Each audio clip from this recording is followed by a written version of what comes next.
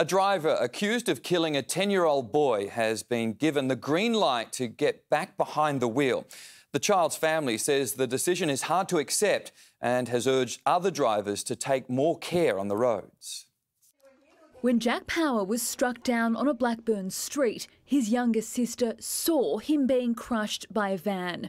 His family then went through the grief of losing him, but today there was some reprieve. We're really relieved that Steph, Jack's 6-year-old sister, doesn't have to appear in court. That would have been very traumatic for her.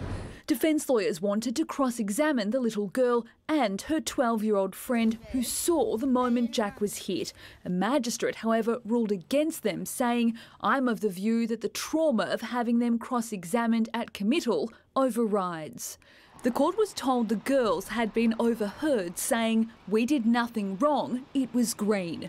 But other than the two children, there are no eyewitnesses. Today, Zhao Lu, who's been charged with dangerous driving causing death, had his bail conditions successfully changed. As Jack's grandmother, it's hard for me to think that he's got his licence back, but you know, that was one of the concessions that were made, and I'll go along with that. Prosecutors will call 2 adult witnesses who came out of their homes after the crash. The court was told they heard the ticking of the green pedestrian light, which is only activated when the button is pushed. Every single day we miss him dreadfully. The whole thing to be aware on the roads is so important. Chanel Vella, 7 News. A driver accused of mowing down a schoolboy is back on the roads after a magistrate returned his licence. Prosecutors allege Zhao Lu was distracted when he ran a red light in Blackburn North, killing 10-year-old Jack Power. Court reporter Eliza Rugg.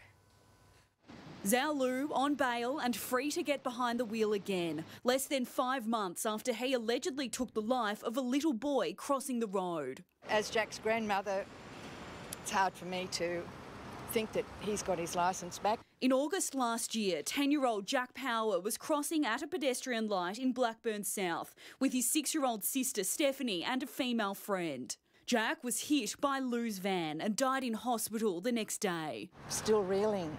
I mean, every single day we miss him dreadfully. Prosecutors say a local resident heard the collision and the ticking sound that accompanies a green pedestrian light. Jack's sister and friend also reportedly said, "We did nothing wrong, it was green."